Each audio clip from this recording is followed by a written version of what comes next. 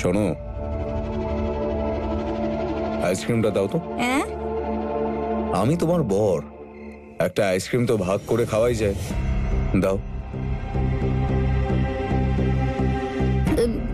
না, আমি দেব না। আমি এটা পুরোটাই খাবো, ভীষণ ভালো খেতে। আরে তুমি আমাকে দেবে না বলছো?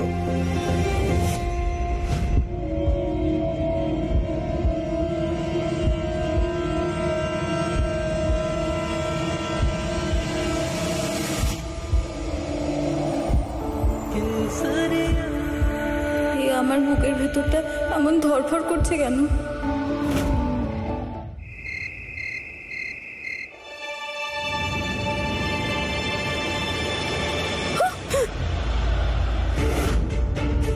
আরে ছন্দ, গ্রামের লোকেরা ধরে নিয়ে গেছে।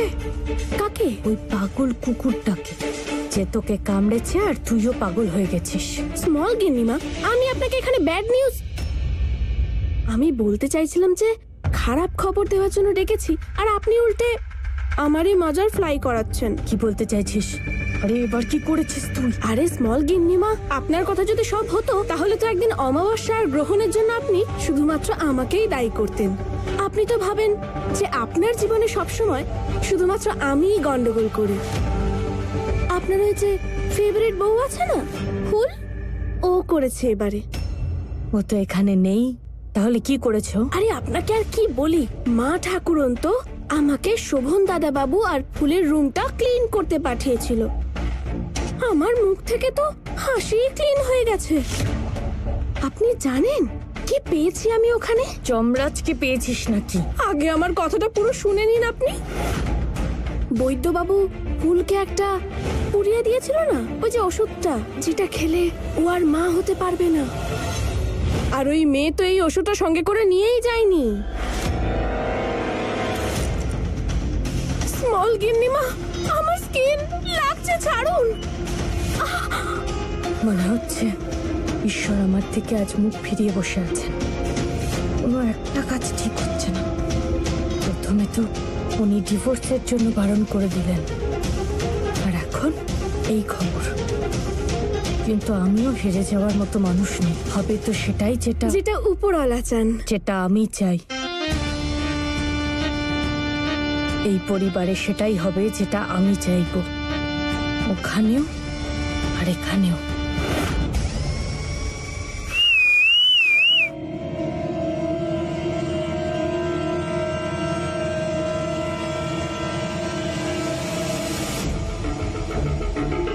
দীপাবলি আসতে তো এখন অনেক দেরি আছে, তাহলে রাস্তায় এরকম ফুলঝুরি ঘুরে বেড়াচ্ছে কেন?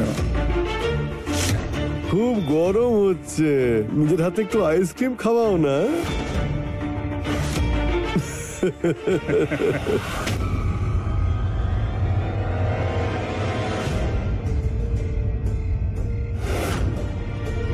অসভ্যতা নয়, মুখটা যেন বন্ধই থাকে।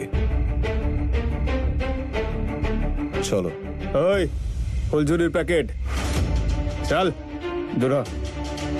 তোর কোনো কাজ নেই আর। তো সুন্দরী মেয়ে, তোদের মতো মাকুন্দদের নয়, আমাদের মতো সমর্থ পুরুষদের পছন্দ করে।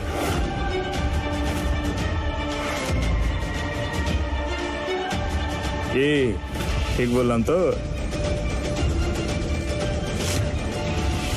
আসল পুরুষ কখনো মেয়েদের বিরক্ত করে না, পুরুষের সঙ্গেই কথা বলে। ওদের অজান্তেই আমি ওদের পিছন পিছন চলে এসেছি, যাতে ওদের দুজনকে আরো কাছাকাছি আনতে পারি। আর এবার মনে হচ্ছে যে আমার এই কষ্টটা বিফলে যাবে না।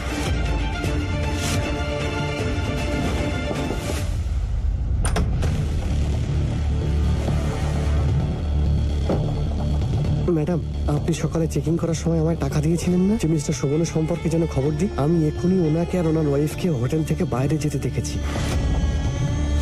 আর ওনার ওয়াইফ ওনাকে এটা বলছিলেন যে কোনো হোটেলে যাওয়ার বদলে রাস্তার পাশের কোনো দোকানে খাবার খেয়ে নি।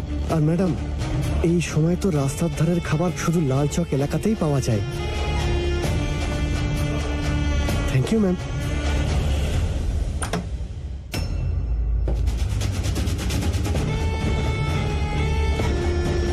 ওরা এখন বাইরে খেতে গেছে। এরপর তুমি জানো তোমায় কি করতে হবে। ওই মেয়েটার উপর একটা ছোট্ট আক্রমণ করতে হবে, ফেক গুন্ডাদের দিয়ে।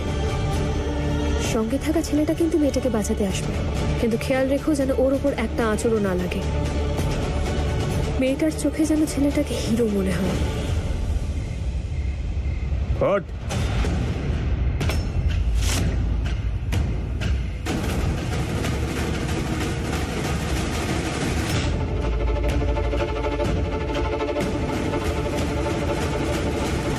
চলো ফুলঝুরি।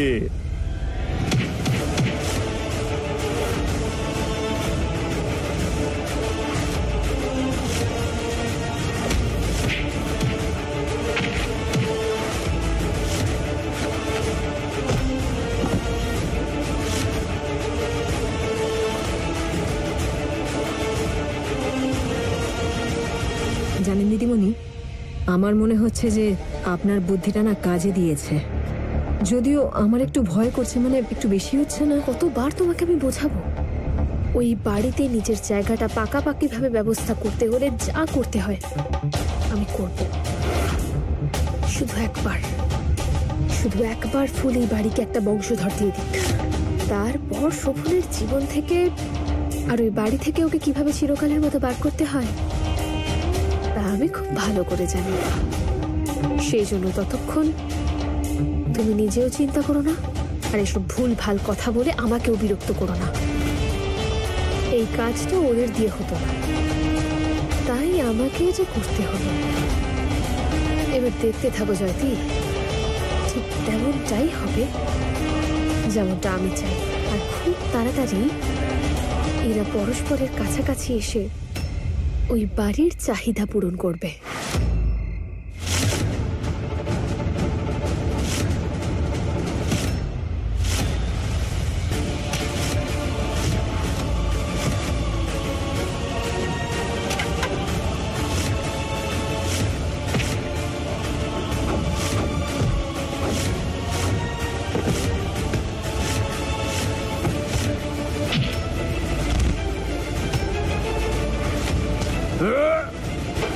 তোকে সাহস কে দিয়েছে একটা মেয়েকে বিরক্ত করার, ওর গায়ে হাত লাগানোর? একটা মেয়ের সম্মানের থেকে বড় কিচ্ছু নয়। মেয়েটির ইচ্ছে ছাড়া তাকে ছোঁয়ার রাইট কারোরই নেই।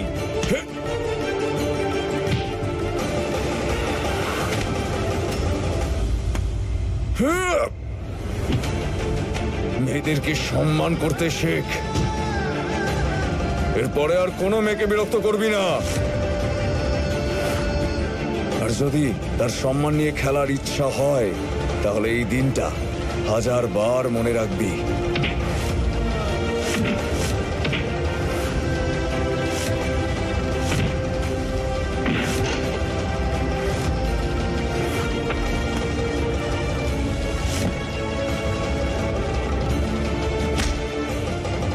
মেয়েদের বিরক্ত করতে নেই, তাদের সম্মান করতে হয়। ওদেরকে খারাপ নজরে দেখতে নেই।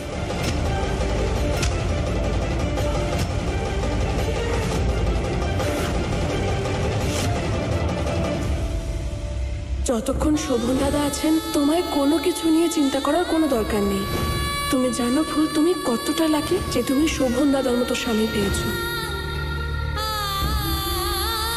তোকে সাহস কে দিয়েছে একটা মেয়েকে বিরক্ত করার? আসল পুরুষ একটি মেয়েকে সম্মান করে, তাকে বিরক্ত করে না। তাদের খারাপ নজরে দেখতে নেই কখনো।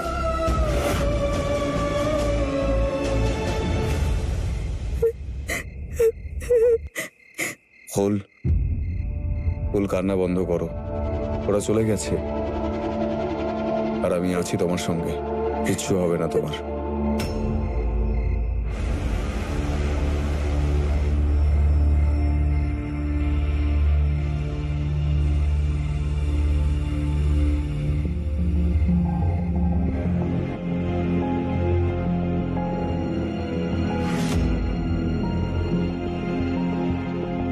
হে ভগবান, তুমি দেখো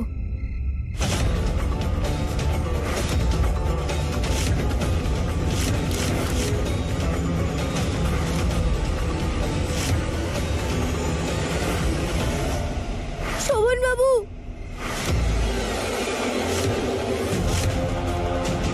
দুটো ছুরি নিয়ে এগিয়ে যাচ্ছে।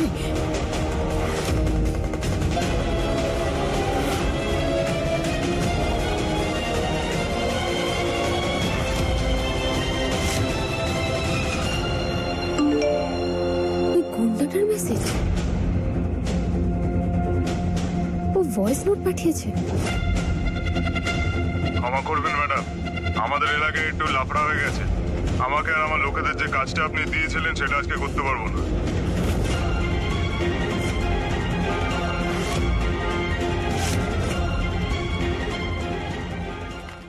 জয়তী, এরা তো আসল গুন্ডা। এরা শুভর আর ফুলকে ছাড়বে না।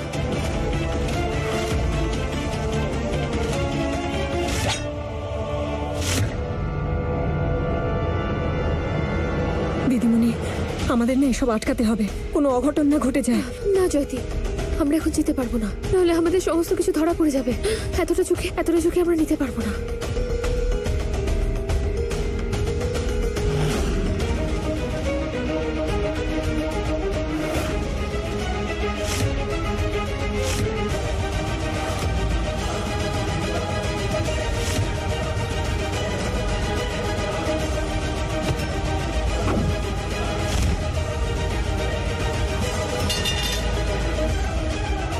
ভগবানের অশেষ কৃপা, উনি এদের দুজনকে বাঁচিয়েছেন। আমি তো ভগবানকে তখনই ধন্যবাদ জানাবো জয়তী, যখন ওরা দুজন ততটাই কাছাকাছি এসে যাবে যতটা আমি চাই। আমাদের এখান থেকে যেতে হবে জয়তী, চলো।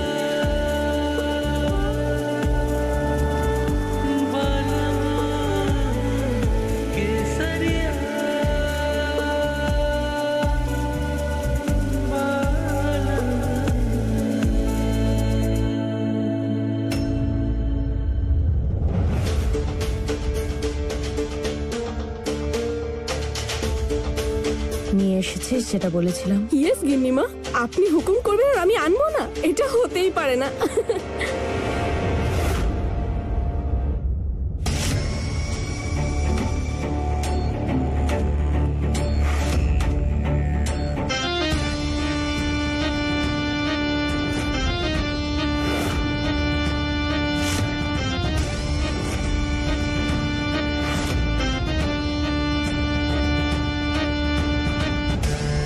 এবার এটা দিয়ে হবে আমাদের প্রিয় সরস্বতী দিদির ওপর এমন আঘাত, সেই চিৎকার শোনা যাবে ওখানে যেখানে শোভন বাবার ফুলবো মাছ, আর ওরা দৌড়ে চলে আসবে এখানে। একেই বলে এক থাপ্পড়ে তুকার লাল করে দেওয়া। আচ্ছা স্মল গিন্নিমা, আপনি উপরওয়ালাকে ইনফর্ম আর কনফার্ম করে দিয়েছেন তো যে বিগ গিন্নিমাকে আপনি ওনার কাছে পাঠিয়ে দিচ্ছেন?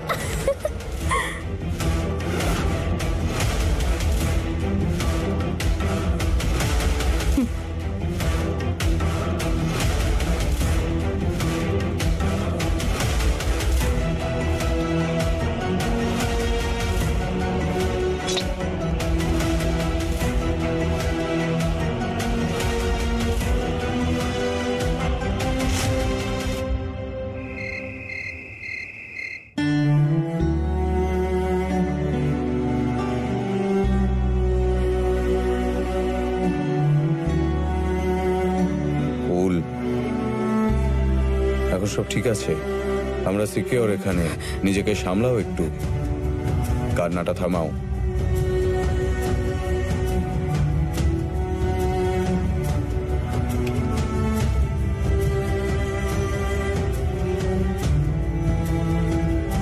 জলটা খাও।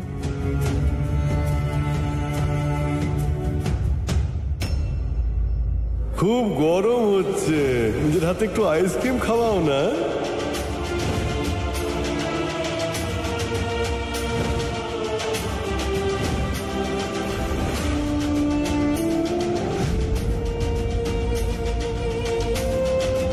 ফুল, সব ঠিক আছে?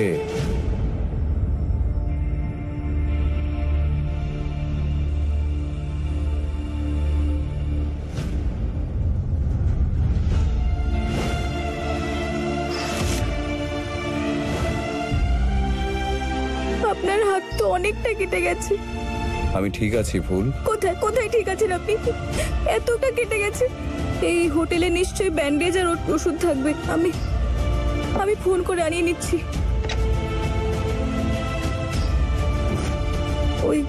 আমি এই ফোনে ফোন করতে পারি না, আপনি করে দেবেন?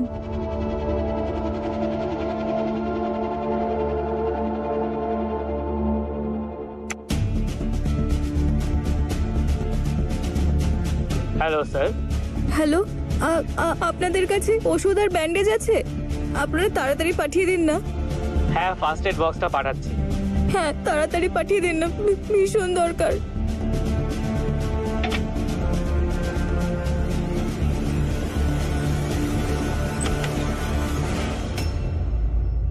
আবার কোথায় গেল মেয়েটা?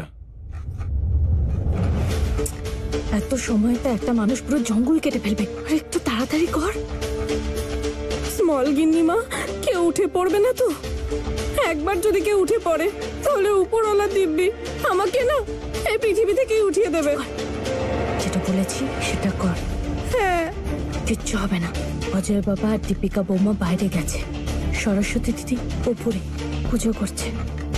আর উনি তো এই সময় এমন ভাবে ঘুমোচ্ছে যে ওনার পাশ দিয়ে যদি একটা হাতিও চলে যায় তাহলে উনি টের পাবে না।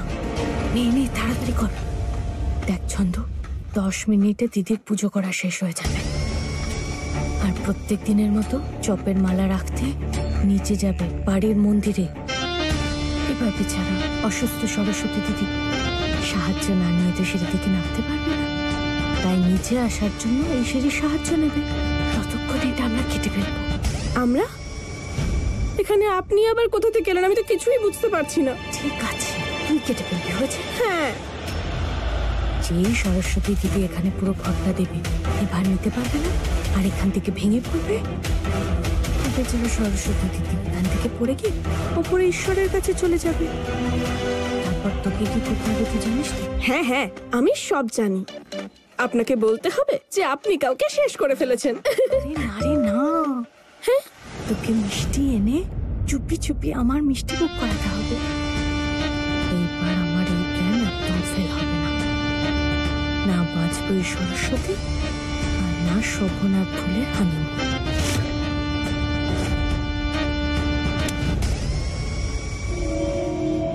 স্মল গিন্নিমা, যদি কেউ একবার দেখে ফেলে না তাহলে আমি তো একেবারে শেষ। কি উনি? আরে এক্ষুনি তো ঘুমোচ্ছিল, এখন এখানে কি করছে?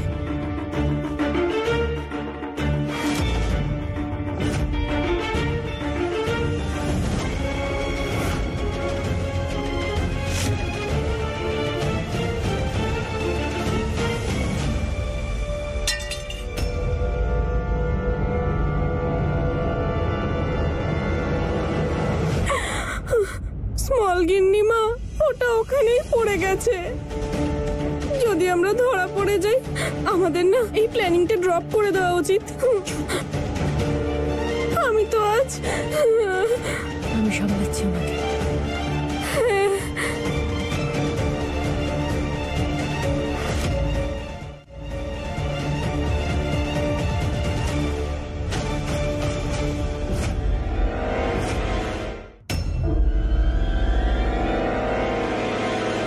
আরে সরোজ, তুমি তুমি এখানে কি করছো? তুমি আমায় যেটা বলেছিলে সেটা নিয়ে ভাবছিলাম, তাই মাথাটা ব্যথা করছিল, সেই জন্য একটু। আমিও না সত্যি না বুঝে শুনেই কত কথা বললাম। তুমি ক্ষমা করো। দেখো না, আমি নিজের সঙ্গে সঙ্গে তোমাকেও টেনশনে ফেলে দিয়েছি। কি করবো বলো, খুব নরম মনের তো, তাই খুব তাড়াতাড়ি ভয় পেয়ে যাই। আমার তো এটা ভাবা উচিত ছিল যে তুমি এতদিন পরে অনেক জায়গা ঘুরে বাড়ি ফিরেছো, ক্লান্ত হয়ে গেছো হয়তো। চলো না তুমি এখন ঘরে গিয়ে নিশ্চিন্তে ঘুমিয়ে পড়ো, আর এটাকে ছাড়ো। চলো একটু রেস্ট নাও, চলো চলো চলো, তুমি চলো।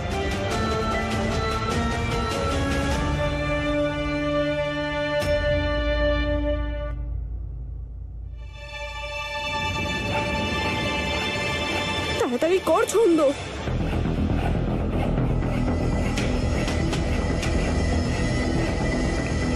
এই অদ্ভুত আওয়াজটা কিসের?